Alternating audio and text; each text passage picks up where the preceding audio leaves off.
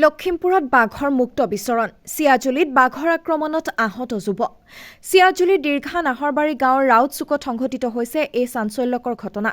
আহত যুৱকজনৰ নাম ৰিবন সিং ছেত্ৰী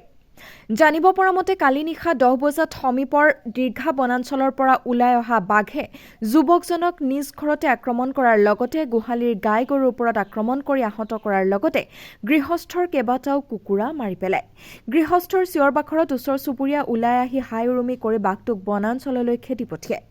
কালি সন্ধিয়া 6 বজাতে গাঁওখনৰ সমীপৰ শুকানজলিত বাঘটোৱে বিচৰণ কৰি থকা প্ৰত্যক্ষ কৰিছিল স্থানীয় একাংশ ৰাইজে আনকি ফুট গধূলিতে আন এঘৰ লোকৰ দমৰা গৰু এটাৰ ওপৰতো বাঘটোৱে আক্ৰমণ কৰা বুলিও জানিব পৰা গৈছে এই ঘটনাৰ পিছতে স্থানীয় ৰাইজৰ মাজত তীব্ৰ আতংকৰ সৃষ্টি কৰিছে কেতিয়াও কাহানিও নঘটা প্ৰথমবাৰৰ বাবে ঘটা বাঘৰ আক্ৰমণৰ ঘটনাক লৈ অঞ্চলজুৰি সৃষ্টি হৈছে তীব্ৰ চাঞ্চল্যৰ লখিমপুৰৰ পৰা বেদান্ত বৰাৰ প্ৰতিবেদন ৰাইজৰ বাৰ্তা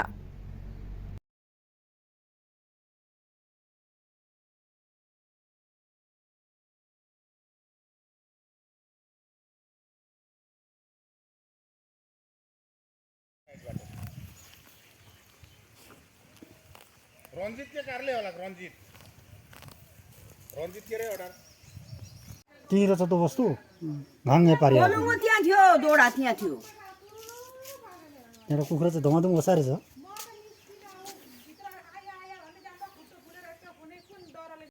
আমাৰ ঘৰ এফালে কুৱাত পৰা কুৱাত থিয় হৈ আছিলে আৰু কিবা মোক পুৰা খেদা মাৰি আহিছিলে মই দৰৱাজা বন্ধ কৰি ভিতৰত সোমালো তাৰ পৰা এইফালে আহিলে সন্ধিয়া সময়ত আকৌ 9টা বজাত আহিলে আহি কিনে ইয়াত ভাইটিহঁতৰ ইয়াত কুকুৰা চুকুৰা ঢেৰ খালে গাই গৰু আমাৰো গৰু কামুৰিছে ইয়াত পুৰা নাকত আচৰি দিছে আৰু ভাইটিক ইয়াত পুৰা কামুৰি কিনে টেষ্ট ওলাই দিছে আৰু 108 আহি কিনে লৈ গ'ল হস্পিটেল ফোন কৰিলে ফোন কৰি মানে বাঘটো সন্ধিয়া ওলাইছিলে তুমি দেখিছা ন মই দেখিছো মই ফাৰ্ষ্টত দেখিলো এইফালে জেউৰা ভাঙি কিনে আহিছে তাৰপিছত তুমি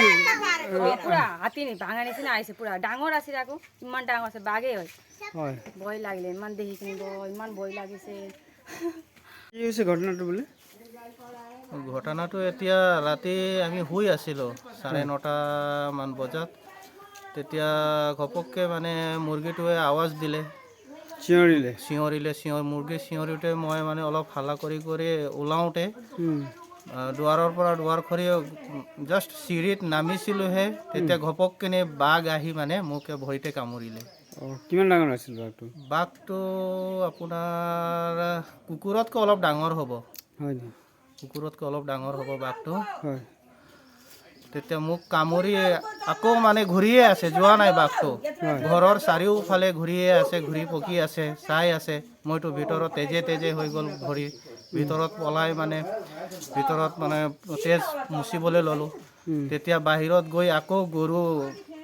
3জনী গৰু কামুৰিলে তাৰপাছত আকৌ খুৰাৰ ঘৰলৈ গৈ তাতো এটা দমৰা গৰু কামুৰিলে তাৰপিছত গাঁৱৰ মানুহবিলাক আহিলে তাৰপিছত মানুহবিলাক আহি চবেই চিঞৰ বাখৰ কৰোঁতে তেতিয়াই মানে অলপ আঁতৰলৈ গুচি গ'ল জংঘল ফালে গুচি গ'ল তেতিয়া আকৌ এম্বুলেঞ্চখন মাতি মই আকৌ লখিমপুৰ চিকিৎসা মহাবিদ্যালয় গৈ অলপ চিকিৎসা কৰিলোঁ তাৰপাছত ডক্টৰে ইনজেকশ্যন দিলে 7টামান ইনজেকশ্যন দিলে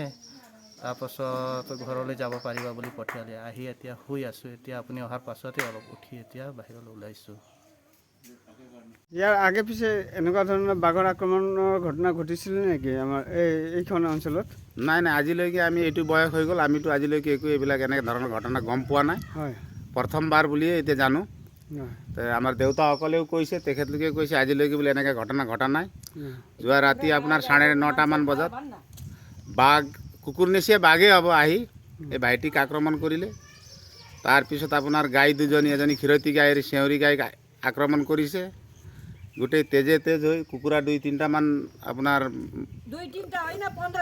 মাৰিলে তাৰপিছত আপোনাৰ ভাইটিক লগে লগে আমি 108 মাতি লখিমপুৰ চিকিৎসা মহাবিদ্যালয়লৈ পঠিয়ালোঁ তাত ট্ৰিটমেণ্ট কৰি ৰাতি ভাইটিক পঠিয়াই দিলে ভাইটি এতিয়া বিচনাতে পৰি আছে এইখিনিয়ে ঘটনা এতিয়া মই আমাৰ ফৰেষ্ট বিভাগকো বন বিষয়াসকলকো জনোৱা হৈছে তেখেতলোকে এতিয়া আহিম বুলি কৈছে